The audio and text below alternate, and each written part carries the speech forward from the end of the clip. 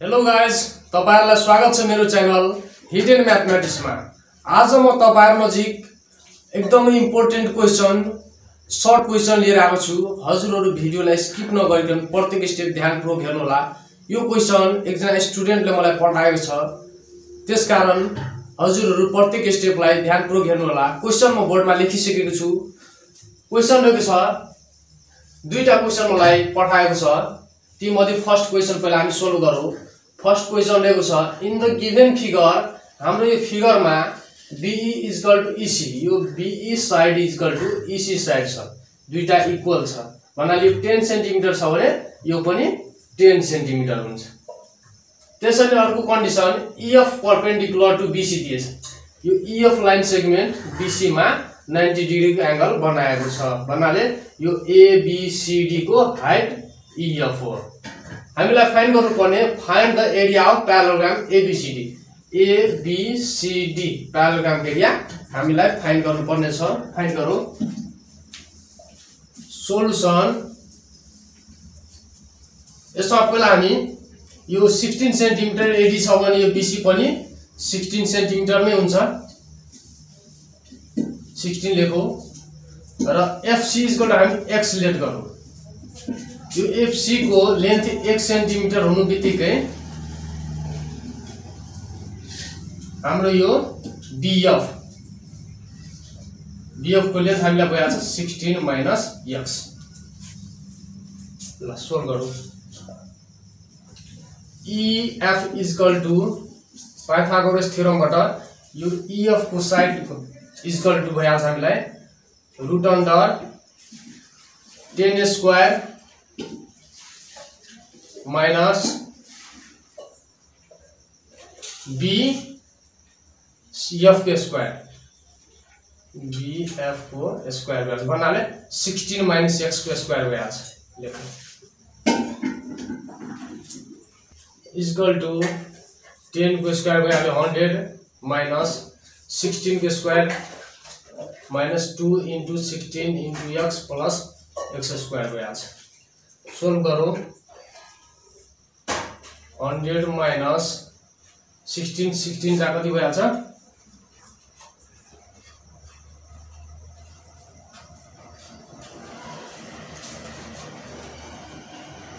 256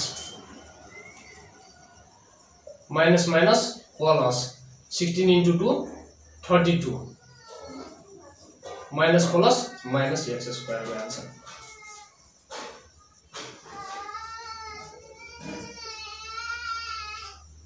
equal two 100 minus 32x पहिला लेखौँ। 100 minus 256 भइहाल्छ 156 माइनस x स्क्वायर। त्यसैले फेरि हामी अर्को ट्रायंगलबाट जस्तै EBF बाट हामी EF को भ्यालु निकालेको इन ट्रायंगल EBF बाट। त्यसैले अर्को कन्डिसनमा हामी ECF बाट इन ट्रायंगल ECF बाट फेरि EF को भ्यालु हामी फाइन्ड गरौँ। EF इक्वल टु भइहाल्छ हामीलाई 10 को स्क्वायर माइनस यो x को स्क्वायर, किनभने यो भनेको 10 भनेको हाइपोटेनस भयो र यो बेस भयो perpendicular equal to hypotenuse square minus base को स्क्वायर। त्यसैले यतातिर पनि हामीलाई सेम हाइपोटेनस भनेको 10 सेन्टिमिटर 10 को स्क्वायर माइनस 16 माइनस x को होल स्क्वायर बेस को square equal to 100 minus x square भयो। यो दुईटालाई इक्वेटिङ गरौँ। नाउ रुट अन्डर, किनभने यो EF को भ्यालु फर्स्ट कन्डिसन हामीले यति आयो र सेकेन्ड कन्डिसनमा यति आयो, त्यसकारण यो दुईटालाई हामी इक्वेटिङ गरौँ।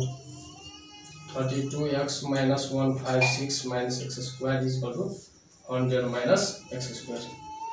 Square root squaring on both side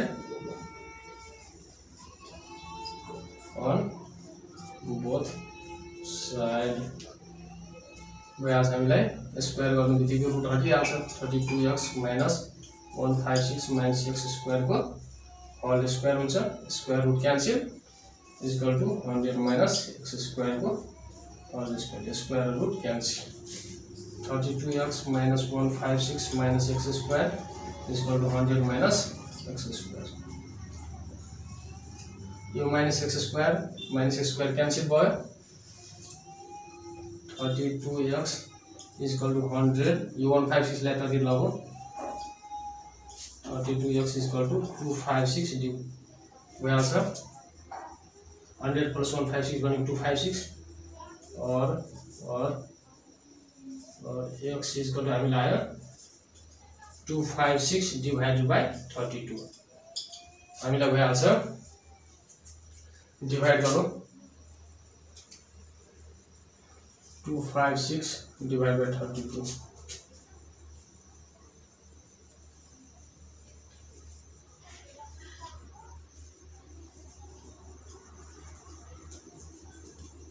हामीले x भ्यालु 8 आयो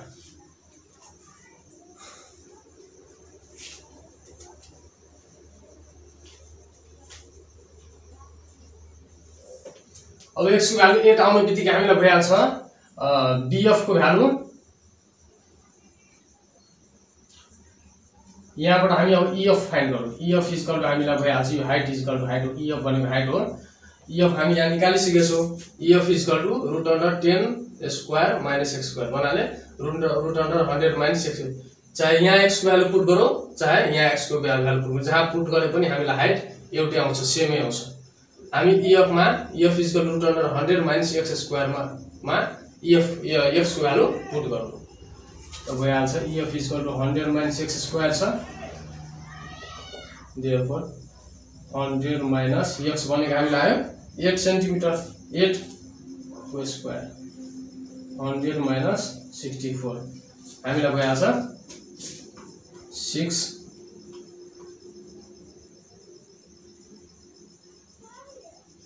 36 आयो 36 भनेको √100 6 को स्क्वायर रुट क्यान्सल 6 सेन्टिमिटर हामीलाई हाइट आयो यो h को भ्यालु 6 सेन्टिमिटर अब यो ट्रायंगल एरिया भइहाल्छ ट्रायंगल EBC को एरिया हामीलाई निकाल्नु पर्ने छ ABCD प्यारालेलोग्राम एरिया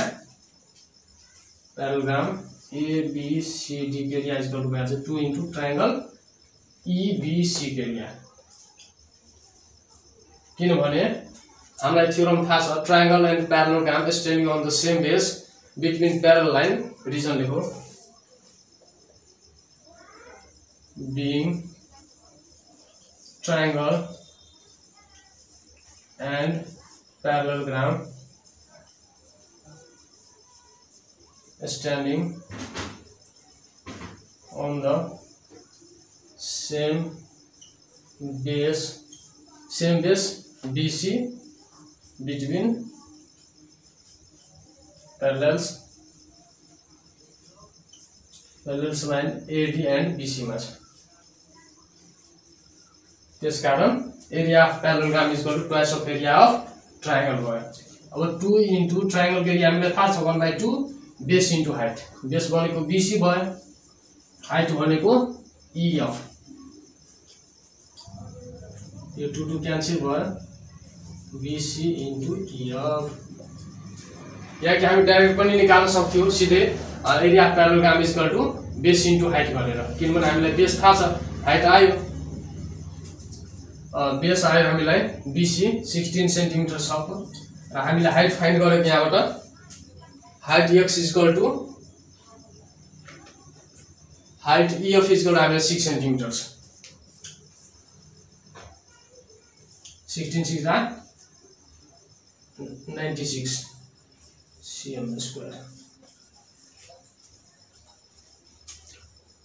एकचोटी फेरि हेरिहालौ यहाँ हामीले ट्रायंगल EBF मा पहिला सोल्भ गरेको पाइथागोरस थ्योरम युज गरेको EF भनेको यो EF भनेको परपेन्डिकुलर भयो यो एंगललाई लिँदाखेरि र यो हाइपोटेनस र यसलाई बेस मानेर हामी सोल्भ गरेका छौं EF इक्वल टु भइहाल्छ हामीलाई हाइपोटेनस EB को होल स्क्वायर EB भनेको 10 र BF भनेको 16 - x 16 - x को होल स्क्वायर 10 को स्क्वायर भनेको 10 10 जा 100 माइनस 16 को स्क्वायर a माइनस b को होल स्क्वायर फर्मुला लगेको a स्क्वायर माइनस 2a भनेको 16 b भनेको x plus b square x square यो 100 भयो माइनस 16 16 16 जा 256 हुन्छ माइनस माइनस प्लस 2 × 16 भनेको 32x भयो त्यसरी नै माइनस प्लस माइनस भयो अब 100 माइनस 256 भनेको 156 यहाँ लेखिदिएको र यो 32x लाई हामी यहाँ लेखेका छौं माइनस x² सेम छ फेरि अर्को कन्डिसन हामी ट्रायंगल ECF मा ECF यो ट्रायंगलमा हाइपोटेनस भनेको यो 10 भयो हाइट भनेको यो भयो EF र बेस भनेको FC यो एंगलले लिँदाखेरि पाइथागोरस थ्योरमबाट EF इक्वल टु हामीलाई भइहाल्छ hypotenuse square 10 square minus x square यो h भनेको EF इक्वल टु 10 स्क्वायर भनेको 100 माइनस x स्क्वायर यो EF र EF सेम छ भने हामी यसको यो आन्सरलाई इक्वेटिङ गर्न सक्छौं u equal to u equating गर्नु बित्तिकै हामीले स्क्वायरिङ गरेछौं squaring on both side square गर्दाखेरि यो रुट क्यान्सल हुन्छ क्यान्सल गरिसकेपछि 32 minus 32x minus 156 minus x square equal to 100 minus x square यो x स्क्वायर क्यान्सल हुन्छ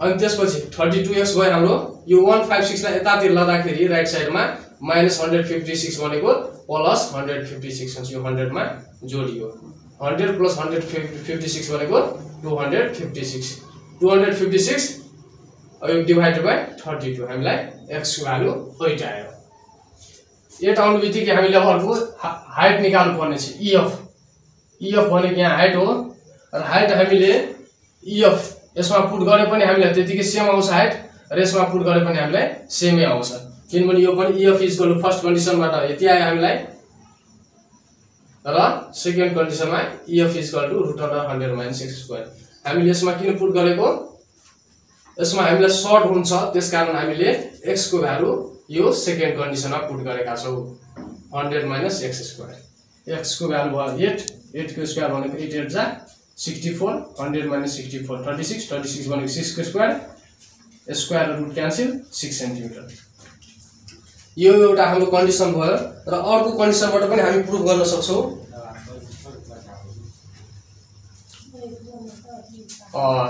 अर्को कन्डिसनबाट पनि गरिहालौं अर्को कन्डिसन हाम्रो भइहाल्छ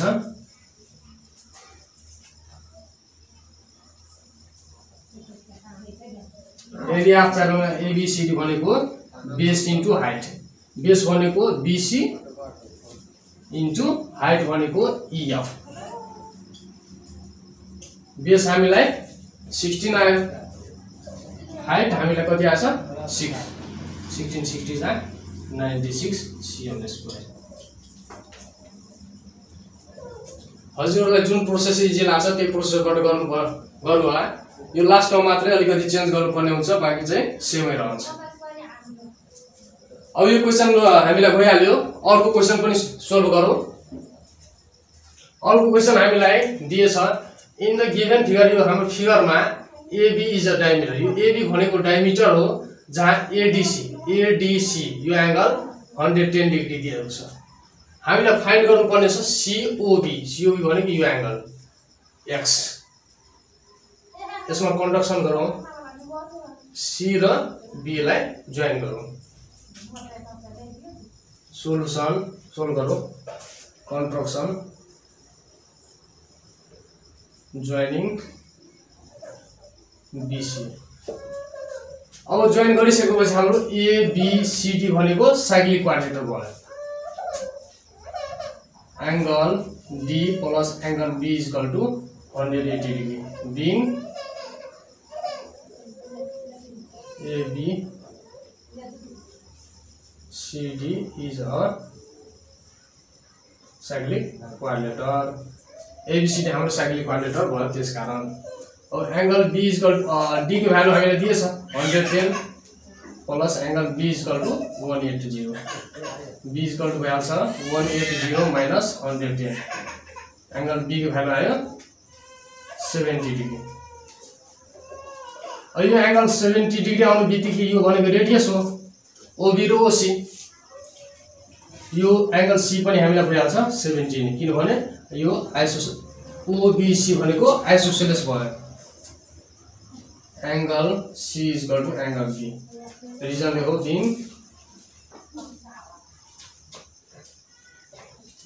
OB is equal to OC. Therefore, angle C is equal to हामीलाई 70. Now, in triangle OBC मा OBC triangle मा angle O plus angle B plus angle C is equal to हामीलाई 180 degree. Being sum of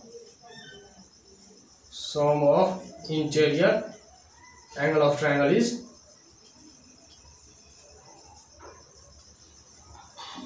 of triangle is 180 degree. त्यसकारण हामीलाई angle O plus angle B plus angle C को sum 180 degree आयो. Angle O भनेको x हो र angle B को value हामी निकालिसकेछौं यहाँबाट 70 डिग्री र एंगल C को भ्यालु पनि यहाँबाट हामी निकालिसकेछौं 70 degree is equal to 180 degree.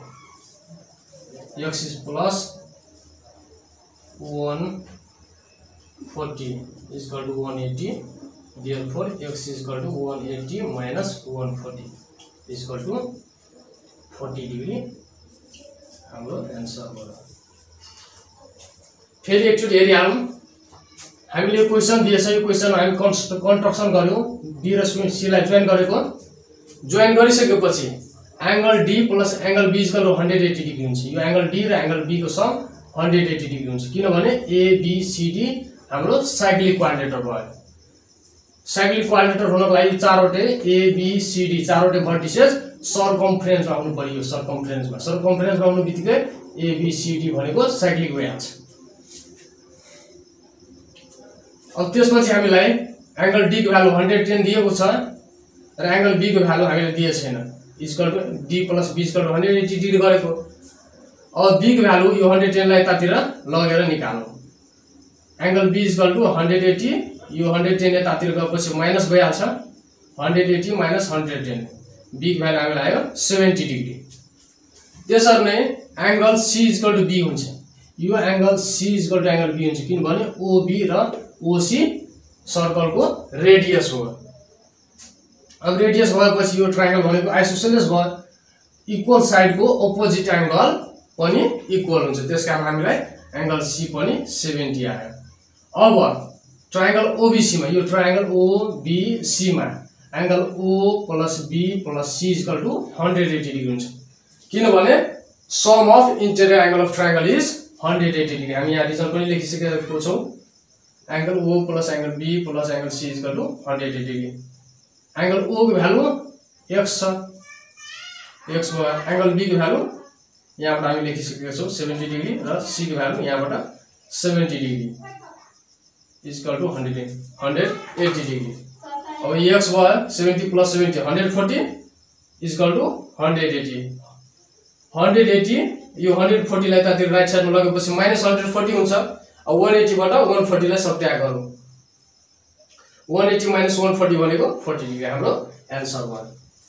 एकदम इजी छ र एससी को लागि पनि धेरै इम्पोर्टेन्ट छ.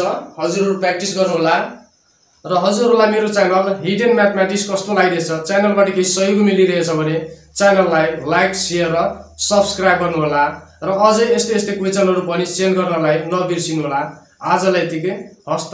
धन्यवाद.